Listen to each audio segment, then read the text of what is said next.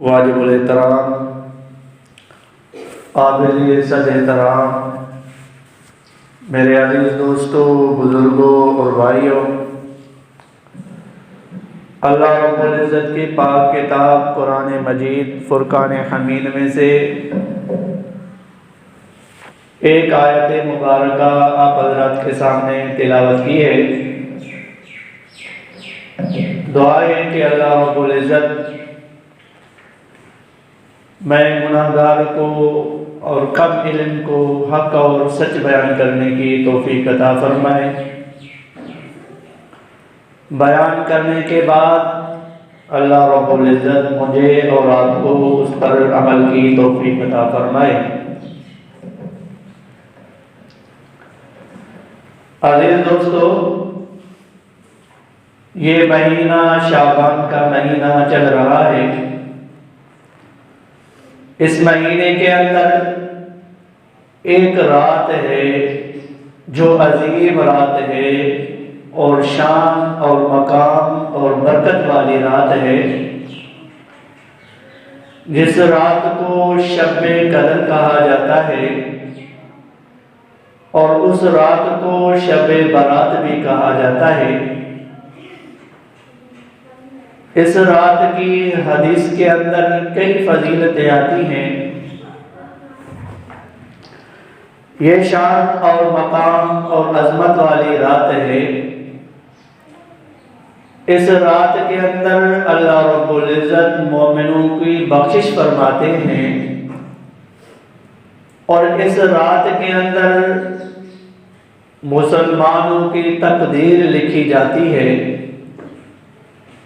اور اس رات کے اندر اللہ رب العزت ان مسلمانوں کو جہنم سے آزاد فرماتے ہیں جن کے اوپر جہنم واجب ہو چکا ہوتا ہے، یعنی ان کو جہنم کے اندر جانا ضروری ہوتا ہے۔ اللہ رب العزت اس رات کے اندر مسلمانوں کی مغفرت فرما دیتے ہیں اور ان کو جہنم سے آزاد کر کے جنت کا فیصلہ ان کے لیے سنا دیتے ہیں۔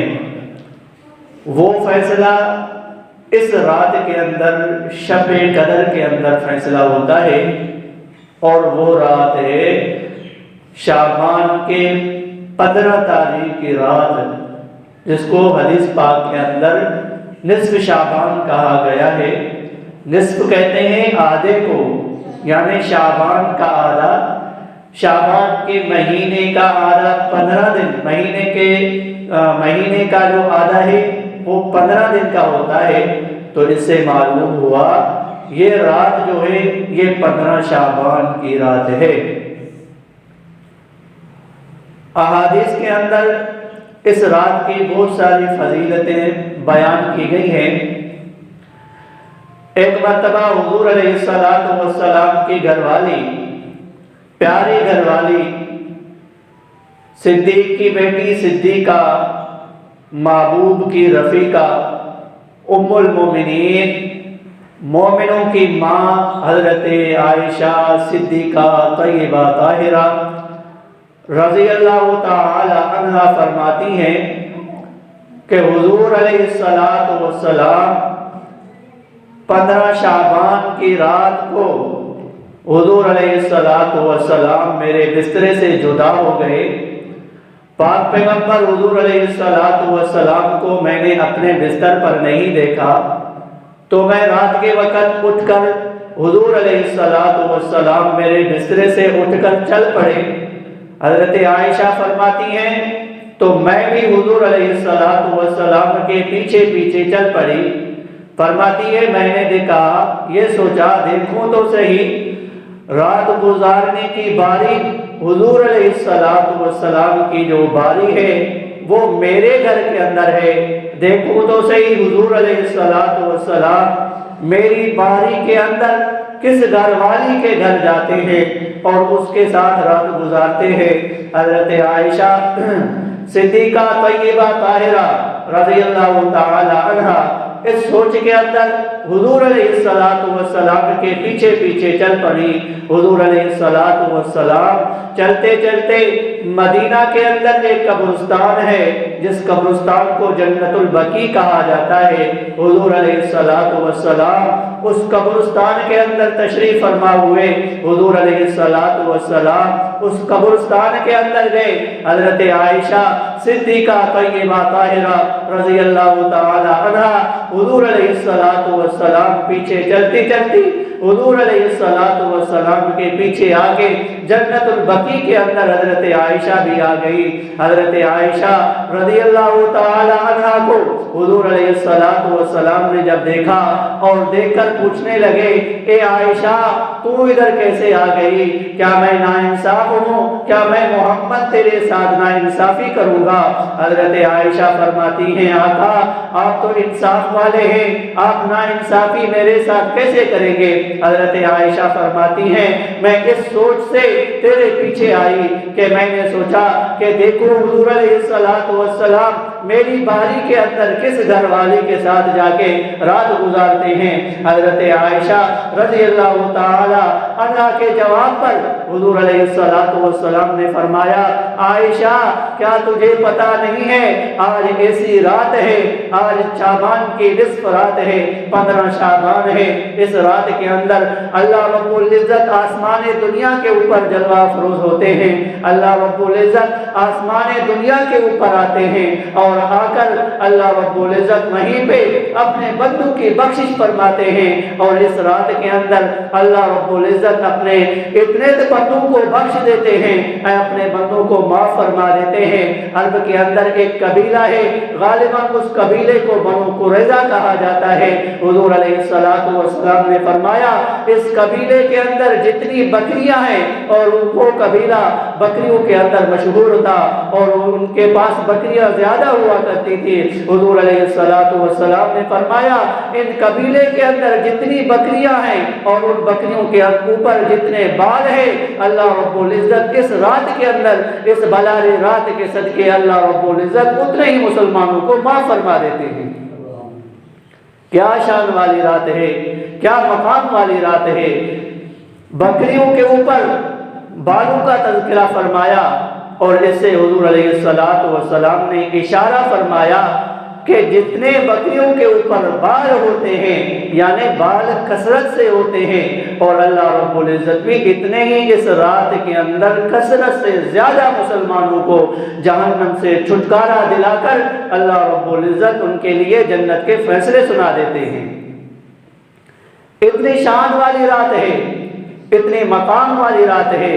حضور علیہ السلام کی دوسری روایت کے اندر آتا ہے کہ اس رات کے اندر اللہ رب العزت کے سامنے آ کر اللہ رب العزت کی عبادت کی جائے، اللہ رب العزت کے سامنے گڑ گڑایا جائے، اللہ رب العزت کے سامنے اپنے گناہوں کی معافی مانگی جائے اور اللہ رب العزت سے معافی طلب کر کی جائے۔ اللہ رب العزت معاف کرنے والے ہیں۔ جو بھی اس رات کے اندر اللہ رب العزت سے آ کے معافی مانگے گا، اللہ کے سامنے گڑ گڑائے گا، اللہ کے سامنے آ کے روئے گا، اللہ رب العزت اس کو معاف فرما دیں گے۔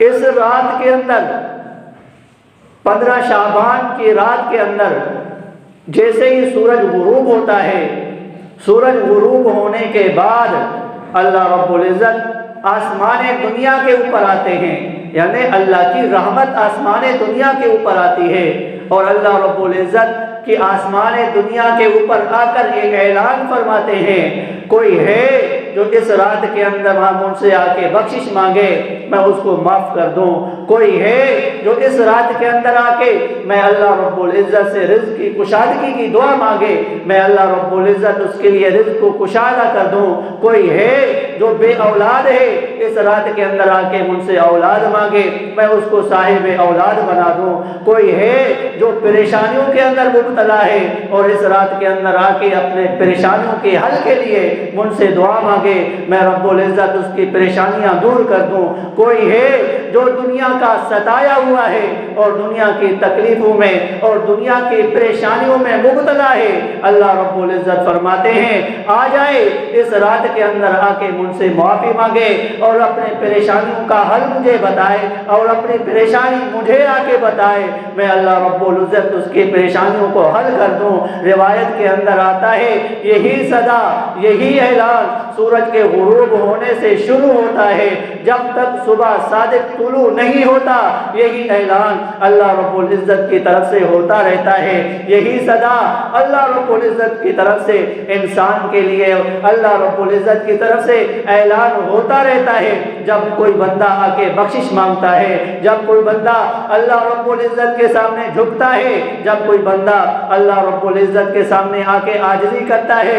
اس رات کے اندر جب کوئی بندہ اللہ رب العزت کے سامنے آ کے روتا ہے اور اپنی عاجزی ظاہر کرتا ہے اور پشیمانی اور اپنی پیشانی اللہ رب العزت کے سامنے سجدے کے اندر رکھ کے رگڑتا ہے اور دعا مانگتا ہے، ربا میں نے اتنے گناہ کیے ہیں، میں نے اتنے گناہ کیے ہیں جتنے اپنے جسم کے اندر بال بھی نہیں ہے، ربا تیری رحمت تو وسیع ہے، ربا تیری رحمت تو کشادی ہے، ربا تو نے فرمایا لا تیأسوا من روح اللہ، لا تیأسوا من روح اللہ انہ لا ییأس من روح اللہ الا القوم الکافرون۔ ربا تیری رحمت تو مسلمانوں کے لیے ہے، ہم تیری رحمت سے نا امید نہیں ہو سکتے۔ تو نے خود فرمایا لا تیأسوا من روح اللہ، میری رحمت سے مایوس نہ ہو، میری رحمت سے نا امید نہ ہونا، کیونکہ اللہ کی رحمت سے نا امید کافر ہی ہوتا ہے، لیکن جو مسلمان ہوتا ہے اس کو اللہ کی رحمت میں امید ہوتی ہے اور یہ آس لگا کے بیٹھا ہوا ہوتا ہے اللہ رب العزت معاف کرنے والے ہیں، اللہ رب العزت معاف فرمانے والے ہیں، اللہ رب العزت مجھے معاف کریں گے۔ تو اس رات کے اندر آ کے اپنے دل سے صرف ایک مرتبہ کہہ دے ربا مجھے معاف کر دے، میں گناہوں کے اندر لت پت ہو کے آیا ہوں۔ اللہ رب العزت اس کے لیے معافی کا اعلان فرما کر اس کو جنت کا حقدار بنا دیتے ہیں۔ اتنی اس رات کے اندر اللہ رب العزت کی طرف سے مسلمانوں کے لیے مہربانی ہوتی ہے اور مسلمانوں کے لیے اللہ رب العزت خصوصی طور پر اس رات کے اندر مسلمانوں کو، مومنوں کو اللہ رب العزت معاف فرما دیتے ہیں۔ لیکن یاد رہے کہ دو شخص ایسے ہیں جن کی اس رات کے اندر بھی بخشش نہیں ہوتی۔ حضور علیہ السلام نے فرمایا باقی تو سارے مسلمان اس رات کے اندر بخشے جاتے ہیں، اللہ رب العزت ان کو معاف کر دیتے ہیں، لیکن دو شخص ایسے ہیں جن کی اس رات کے اندر بھی بخشش نہیں ہوتی۔ ایک تو وہ جس نے اللہ کے ساتھ کسی کو شریک ٹھہرایا، یعنی جس کو مشرک کہا جاتا ہے، اللہ کے ساتھ کسی اور کو شریک ٹھہراتا ہے، اس کی بخشش بھی نہیں ہوگی۔ اور دوسرا وہ شخص جو کسی مسلمان کے بارے میں دل کے اندر کینہ رکھتا ہے، جو کسی مسلمان کے بارے میں دل کے اندر حسد رکھتا ہے، حضور علیہ السلام نے فرمایا اس رات کے اندر بھی ان دو شخصوں کی معافی کا اعلان نہیں ہوتا۔ باقی سب کے لیے معافی کا اعلان ہوتا ہے، لیکن ان دو شخصوں کو اللہ رب العزت معاف نہیں کرتے۔ اللہ رب العزت سے دعا ہے کہ اللہ رب العزت ہمیں اس رات کے اندر اور ہمیں بھی انہی کے اندر شمار کرے جن کو اللہ رب العزت اس رات کے اندر معاف فرما دیں گے۔ اللہ رب العزت ہمارے لیے بھی معافی کا اعلان فرما دے۔